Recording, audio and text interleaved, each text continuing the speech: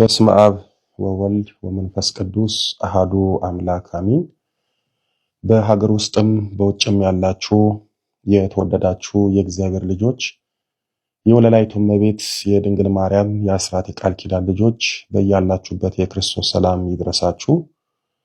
ዛሬም ያሰቡትን ጸሎት አለመጸለይ በሚል ርዕስ በጸሎት የበረቱትና ጸሎትን በቅርቡ የጀመሩትን ኦርቶዶክሳውያን ስለሚገጥማቸው ፈተና ባጭሩ እንማማራለን። ጥቂት የማይባሉ በጸሎት ሕይወት በአምልኮት ሕይወት የሚኖሩ ኦርቶዶክሳውያን መጸለይ ያሰቡትን መጸለይ የፈለጉትን ጸሎቶች በአግባቡና በጸሎት ሰዓታቸው ወይም ጊዜያቸው ይጸልያሉ። ምናልባት እንኳን በአንዳንድ ምክንያቶች እና ነገሮች ጸሎታቸውን ባስለመዱትና በሰዓታቸው ባይጸልዩ ስራ ቦታም ይሁን በእረፍት ሰዓታቸው አሊያም ሰዓት አመቻችተው ይጸልያሉ። ከነዚህ በተቃራኒ ያሉት ለቁጥር የሚታክቱት በሚሊዮን የሚቆጠሩት ኦርቶዶክሳውያን ግን ለመጸለይ ያስባሉ እንጂ አይጸልዩም። ለመጸለይ ይፈልጋሉ ግን አይጸልዩም። ያሰቡትን ጸሎት በጊዜውና በሰዓቱ መጸለይ ይፈልጋሉ ግን አይጸልዩም። ይሄ የሚሊዮኖች ችግር ነው። በጣም የሚገርመው በጸሎት የበረቱና ጸሎትን በቅርቡ የጀመሩት ሁለቱም አንድ አይነት ፈተና አለባቸው። ይህም ያሰቡትን ጸሎት ባሰቡት ጊዜና ሰዓት አለመጸለይ ነው። በጸሎት የበረቱትና ጸሎትን በቅርቡ የጀመሩት ሁለቱም ለምሳሌ ውዳሴ ማርያም፣ አርጋኑን፣ ሰይፈ ሥላሴን፣ ሰይፈ መለኮትን፣ ዳዊትንና ሌሎችንም ጸሎቶች በመንፈሳዊ ሞራልና በመንፈሳዊ ስሜት መጸለይ ይጀምራሉ። ከሆነ ጊዜ በኋላ እነዚህን ጸሎቶች ቀስ በቀስ መቀነስ ይጀምራሉ። አንዳንዶቹም በአስደንጋጭ ሁኔታ ጸሎቶቻቸውን እርግፍ አድርገው ይተዋሉ። ያስለመዱትን 4-5 አይነት ጸሎቶች ለመጸለይ ለምሳሌ ከውዳሴ ማርያም ቢጀምሩ ውዳሴ ማርያም እየጸለዩ የጸሎት ሙቀታቸው እየቀዘቀዘ የጸሎት ሞራላቸው እየደበዘዘ ይመጣና ገና ውዳሴ ማርያምን ጸልየው ሳይጨርሱ ቀጥሎ በሚጸልዩት ጸሎት ይጨነቃሉ። ቀጥሎ የሚጸልዩት ጸሎት ሳይሆን ጭንቀት ይሆንባቸዋል። ውዳሴ ማርያም እየጸለዩ ውዳሴ ማርያምን ሳይጨርሱ የሚቀጥለውን ጸሎት በጭንቀት በማሰብ ቀጣይ ጸሎት እያሳሰባቸው እያስጨነቃቸው የጸሎት ሞራላቸው እየሞተባቸው ለዛሬ ይበቃኛል ሌላውን ነገር እጸልያለሁ ብለው ራሳቸውን አጽናንተው የጀመሩትን ውዳሴ ማርያም ይሁን ዳዊት ወይም ሌላ ጸሎት በጭንቅ ጨርሰው ቀጣዩን ጸሎት ይተዋሉ። ይሄ የብዙዎች ችግር ነው። ጸሎትን በቅርቡ የጀመሩትም አንዱ ይሄ ጸሎት ለዚህ ጥሩ ነው ሲላቸው ሲጀምሩ፣ ሌላኛው ይሄ ጸሎት ለዚህ መፍትሄ ነው ሲላቸው ሲጀምሩ፣ አንዱ ደግሞ አረ ይሄንን ብትጸልዩ ስንት ችግር ይፈታል ሲላቸው ሲጀምሩ ያለ መንፈሳዊ አቅማቸው ጸሎትን በላያቸው ላይ ሲከምሩ ያንንም ይሄንንም ይጸልዩና በመጨረሻ አንዱንም መጸለይ ያቀታቸዋል። ከዛ ጸሎታቸውን በሙሉ ትተው ጸሎት አልባ ሕይወት መኖር ይጀምራሉ። ብዙዎች ያለ መንፈሳዊ አቅማቸው ያለ ጸሎት ጸጋቸው ሁሉንም ጸሎቶች መጸለይ ይጀምራሉ። በዚህም አንዱን ጸሎት እየጸለዩ ሳይጨርሱ ሳያደርሱ ቀጣይ ስለሚጸልዩት ጸሎት እያሳሰባቸው እያስጨነቃቸው የጀመሩትን ጸሎት በስርዓት በተመስጦ በፍቅር መጸለይ ያቀታቸዋል። ይህም የብዙ የጸሎት ጀማሪዎች ችግር ነው። በእነዚህ ምክንያቶች እና ችግሮች በጸሎት የበረቱትም ጸሎትን በቅርቡ የጀመሩትም ያሰቡትን መጸለይ በአግባቡ መጸለይ ያቀታቸዋል። በጸሎት ሕይወት 5-6 አይነት ጸሎቶችን ያለ መንፈሳዊ አቅምና ያለ በቂ ጊዜ ከመጸለይ 2 ወይም 3 ጸሎቶችን በአግባቡና በፍቅር መጸለይ ይሻላል። ጸሎት የምትጸልዩበት ሰዓት ሲደርስ የጸሎት ሰዓት የደረሰብኝ ሳይሆን የጸሎት ሰዓት የደረሰልኝ፣ የምስጋና ሰዓት የደረሰልኝ፣ የጸጋና የበረከት ሰዓት የደረሰልኝ ብላችሁ አንዱን ወይም 2ቱን ጸሎቶች በችኮላ ሳይሆን በእርጋታ በመራወጥ ሳይሆን በመመሰጥ መጸለይ አለባችሁ። በጸሎት ሕይወታችሁ ብዙ ጸሎቶችን ወይም 6 እና ከዛም በላይ የሆኑትን ጸሎቶች የማትጸልዩ ከሆነ 2 እና 3 ጸሎቶችን ተረጋግታችሁ ተመስጣችሁ በፍቅር ሆናችሁ ትጸልያላችሁ። እዚህ ላይ ልብ ልትሉትና ልትጠነቀቁት የሚገባው በጸሎት እጅጉን የተጋችሁ ጸሎት ስራችሁ የሆነ ጸሎት ጸጋችሁ የሆነን እናንተን አይመለከትም። ጸሎት ጸጋቸው ተሰጧቸው የሆኑ ሰዎች የቱንም ያክል በስራ ቢጠመዱ ማታ ወይም ሌሊትና ቀን ያስለመዱትን እንኳን 5 ጸሎቶች ይቅርና ከዛም በላይ የሆኑትን ጸሎቶች ይጸልያሉ። በነገራችን ላይ ጸሎት አልባ መንፈሳዊ ሕይወት ማለት ነፍስ የተለየው ስጋ ማለት ነው። ነፍስ የተለየው ስጋ የሞተ እንደሆነ ሁሉ ጸሎት የተለየው መንፈሳዊ ሕይወትም የሞተ ነው። ነፍስ ናት ስጋ ላይ ሕይወትን የምትዘራው። ነፍስ ናት ስጋን እንዲኖር የምታደርገው። በመንፈሳዊ ሕይወትም ጸሎት ነው መንፈሳዊ ሕይወታችሁ ላይ ጸጋና ረድኤተ እግዚአብሔርን የሚዘራው። ብዙዎቻችን ነፍስ የሌለው መንፈሳዊ ሕይወት ነው የምንኖረው። አንድ ቀን በዝሙት የሚገድለንን አንድ ቀን በኃጢአት የሚጥለንን ሕይወት የምንኖረው ስለማንጸልይም ጭምር ነው። ወይም መንፈሳዊ ሕይወታችን የጸሎት ሕይወት ስለሌለው ነው። ብዙዎቻችሁ ያሰባችሁትን ወይም ጸልያለሁ ያላችሁትን ጸሎት በአግባቡ የማትጸልዩት ወይ ብዙ አይነት ጸሎቶች ትጸልያላችሁ ወይ የጸሎት ጀማሪ ናችሁ። ወደ መፍትሄው ስመጣ በጸሎት ሕይወታችሁ አንደኛ ቋሚ የሆነ ጸሎት ይኑራችሁ።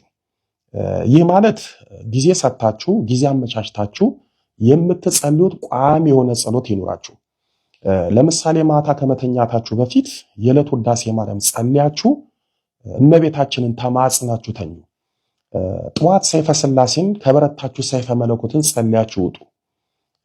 እነዚህን በትጋትና በብርታት ስትጸልዩ በሂደት እነዚህን ጸሎቶች ላይ ለምሳሌ ውዳሴ ማርያሙ ላይ ወይ አርጋኑንን ወይ ሰኔ ጎልጎታን ትጨምራላችሁ። ሰይፈ ሥላሴው ላይ ወይ ዳዊትን ወይ ሰይፈ መለኮትን ትጨምራላችሁ። በዚህ ሂደትና በዚህ መንገድ የምትጸልዩ ከሆነ ሁል ጊዜ ያሰባችሁትን ወይም መጸለይ የፈለጋችሁትን ጸሎቶች በአግባቡና በሰዓቱ ባለመሰልቸት እንዲሁም ጸሎቴን ጨረስኩ አልጨረስኩ አለቀ አላለቀ ከማለት ተገላግላችሁ በፍቅር ሆናችሁ ትጸልያላችሁ። ጸሎት ልክ እንደ ሕፃን ልጅ እድገት አለው። መንፈሳዊ ሰው በመንፈሳዊ ዕውቀት ብቻ ሳይሆን በጸሎት ሕይወትም ያድጋል። በመንፈሳዊ ሕይወት በጸሎት የሚያድግ ሰው በጸጋም ነው የሚያድገው። ጸጋችንን የሚያሳድገው ጸሎት ነው። ጸጋ እግዚአብሔርና ረድኤተ እግዚአብሔር እንዲሰጠን የሚያደርገው ጸሎት ነው። ስለዚህ ጸሎትን በሞራል በስሜት ሳይሆን በእውነተኛ መንፈሳዊ ሕይወት ልንጸልይ ይገባል። ይህ ሲባል ያሰብነውንና ያሰብናቸውን ጸሎቶች እንጸልያለን።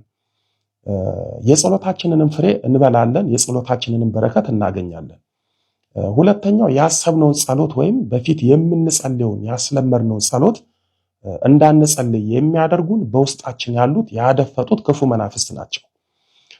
በውስጥ ያሉት ክፉ መናፍስት አንዱ ውጊያቸውና ፈተናቸው ያሰብነውን ጸሎቶች ባስለመድነው ሰዓት እንዳንጸልይ በየምክንያቱ ማዘግየትና እንዳንጸልይ ማድረግ ነው። ብዙዎች ማታ መጸለይ ያስባሉ፣ ይፈልጋሉ፣ ግን ሳይጸልዩ ይተኛሉ። ብዙዎች ሌሊት መጸለይ፣ ጠዋት መጸለይ ይፈልጋሉ፣ ግን አንዱን ሲያነሱ አንዱን ሲጥሉ ቤት ውስጥ ጉድ ጉድ ሲሉ ወይ እንቅልፍ ጥሏቸው ረፍዶባቸው ሳይጸልዩ ወደ ጉዳያቸው አሊያም ወደ ስራቸው ይሄዳሉ።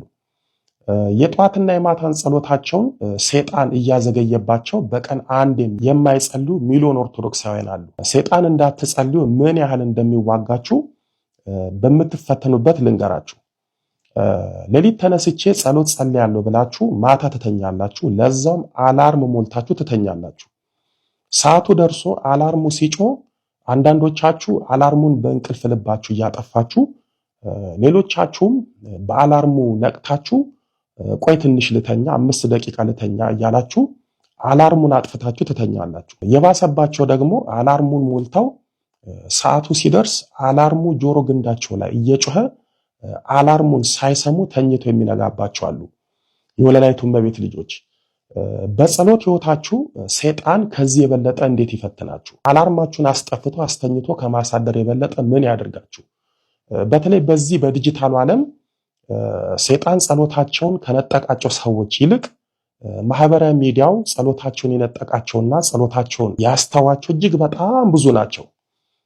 ቅዱስ ጳውሎስ በአንደኛ ተሰሎንቄ በምዕራፍ 2 ቁጥር 18 ላይ ወደ እናንተ ልንመጣ ወደን ነበርና እኔ ጳውሎስም አንድና ሁለት ጊዜ ሰይጣን ግን አዘገየኝ በማለት ሰይጣን ቅዱስ ጳውሎስን አንድ ብቻ ሳይሆን ከአንድም ሁለት እንዴት እንዳዘገየው ተናግሯል። ታዲያ ቅዱስ ጳውሎስን ለአገልግሎት ያዘገየ ሰይጣን አንተን ወይም አንቺን ማታ የጸሎት ሰዓት ሲደርስ በማህበራዊ ሚዲያ ማዘግየትና የጸሎት ሰዓትን ማሳለፍ በሆነ ነገር ማዘግየትና ያለ ጸሎት ማስተኛት ሌሊት ወይም ጠዋት እንዳትጸልዩ በእንቅልፍ ጥሎ በአንድ ነገር ሰዓታችሁን አባክኖ ያለ ጸሎት ማዋል ያቅተዋል። ደግሞስ የብዙዎቻችን የጸሎት ህይወት ይህ አይደለ? ማታ ያለ ጸሎት መተኛት፣ ጠዋት ያለ ጸሎት ከቤት መውጣት ወይም ከቤት መዋል አይደለ መገለጫችን? ክፉ መንፈስ ማታ ወይም ጠዋት በሁለት መንገድ ጸሎታችንን ያዘገያል፣ እንዳንጸልይ ያደርጋል። አንደኛው ጸሎት ብዙ ነው ስለዚህ ሰዓት አይበቃም ብሎ አንዱንም ጸሎት እንዳንጸልይ አድርጎ ያዘገየናል። ሁለተኛው ትንሽ ቆይተህ ትጸልያለህ፣ ቆይ ይህንን ጨርስና ትጸልያለህ፣ ይህንን አይተህ ስትጨርስ ትጸልያለህ በማለት የጸሎት ሰዓታችንን በማይረባ ነገርና በምንሰራውና በምናየው ነገር እያሳለፈ ጸሎታችንን ያዘገያል፣ እንዳንጸልይ ያደርጋል። የዚህ ችግር ትልቁ መንስኤ ጸሎታችንን ባስለመድነውና ባቀድነው ሰዓት አለመጸለያችን ነው። ጸሎታችሁን እንዴትም ይሁን ማታ በሰዓታችሁ ከጀመራችሁ ከጸለያችሁ እንደምንም ብላችሁ ጠዋት ከጸለያችሁ ጊዜው የእናንተ ይሆናል። ጊዜው የእናንተ ይሆናል ማለት ምን መሰላችሁ?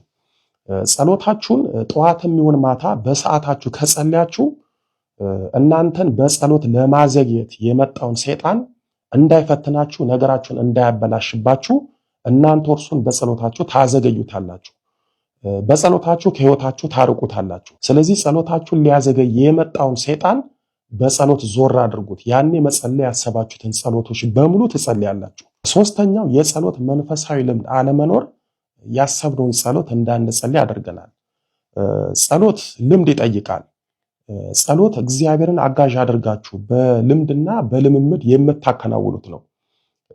ለምሳሌ አጭር የሆነችውን ውዳሴ ማርያምን የመጸለይ መንፈሳዊ ልምድ የሌለው ሰው ረጅሙን አርጋኖን መጸለይ አይችልም። በመጀመሪያ ውዳሴ ማርያምን በደንብ የጸለየ አጣጣመ ሰው በሂደት አርጋኖን መጸለይ አይከብደው። ውዳሴ ማርያም እየጸለየ ውዳሴ ማርያም ጸሎት ሳይዋሃደው በቀጥታ አርጋኖን ቢጸልይ በማግስቱ አይደለም አርጋኖንን ውዳሴ ማርያምን ይተዋል። ስለዚህ ጸሎት መንፈሳዊ ልምድንና ልምምድን ይጠይቃል። ይህንን ስላችሁ ጸሎትን በራሳችሁ ሞራል አይደለም የምትለምዱትና የምትለማመዱት። እናንተ ውዳሴ ማርያምን ስትጸልዩ እመቤታችን ውዳሴ ማርያሟን ታለማመዳችኋለች። አርጋኖን ስትጸልዩ ታበረታችኋለች። የእናንተ ጥረት ላይ የእሷ በረከት ሲጨመርበት ጸሎትን ትለምዳላችሁ። ይህ የሚሆነው በአንዴ ሳይሆን በጊዜና በሂደት ነው። መቼም አንድ ሰው 41 ሰግዶ የማያው ከሆነ በአንድ 100 ልስገድ ቢል ወላልቆ ነው ቁጭ የሚለው። 100 ሰግዶ የማያቅ ሰው 500 ቢሰግድ ሌላ ችግር ውስጥ ነው የሚገባው። ጸሎትም ስግደትም የእግዚአብሔር አጋዥነት እንዳለ ሆኖ የራስ መንፈሳዊ ልምድና ልምምድን ይጠይቃል። ይህ ከሆነ ሁል ጊዜ በአምልኮት ህይወታችሁ የምትፈልጉትን ያሰባችሁትን ጸሎቶች ትጸልያላችሁ። ያሰቡትን ጸሎቶች አለመጸለይ፣ የጀመሩትን ጸሎቶች መተው፣ በጸሎት የበረቱትም ጸሎትን በቅርቡ የጀመሩትም ፈተናቸው ስለሆነ ያሰባችሁትን ያቀዳችሁትን በተለይ አቅማችሁን አገናዝባችሁ ጸልዩ። 10 አይነት ጸሎቶችን ያለ መንፈሳዊ አቅም ከመጸለይ ያሰቡትን አንድም ይሁን 2 3 ጸሎቶችን መጸለይ ይሻላል።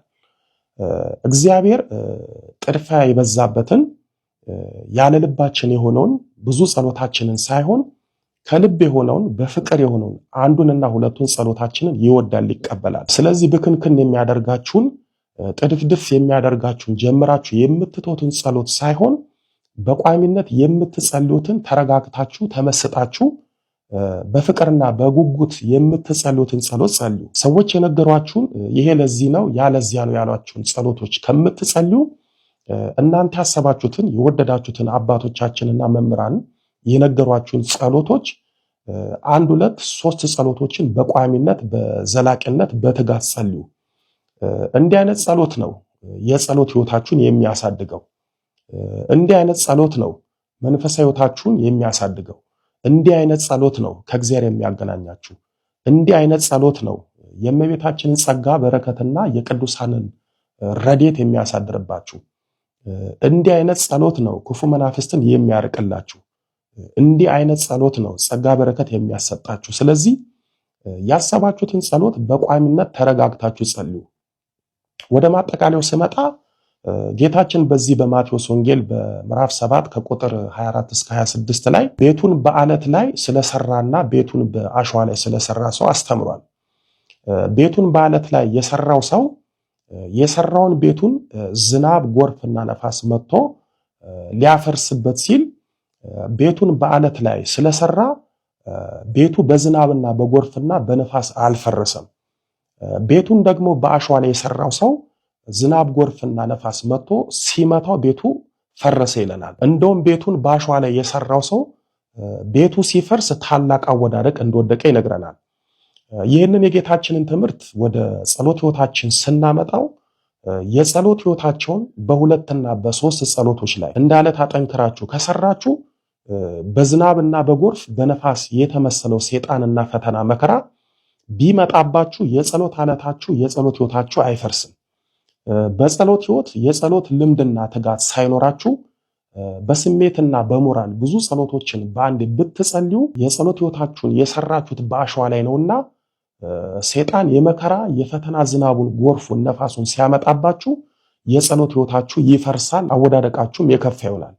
ስለዚህ የጸሎት ሕይወታችሁን በሁለትና በሶስት የጸሎት አለት ላይ መስርቱ፣ ስሩ። ያን ያሰባችሁትን ጸሎቶች መጸለይ ትችላላችሁ። የፈለጋችሁትን ጸሎቶች በአግባቡና በጸሎት ሰዓታችሁ ትጸልያላችሁ። የቅዱሳን አምላክ ኃያሉ መድኃኔዓለም ያሰብነውን ጸሎቶች እንድንጸልይና ጸጋ በረከቱን እንድናገኝ በቸርነቱ ይርዳን። ወስብሐት ለእግዚአብሔር ወለወላዲቱ ድንግል ወለመስቀሉ ክቡር። ይቆየን።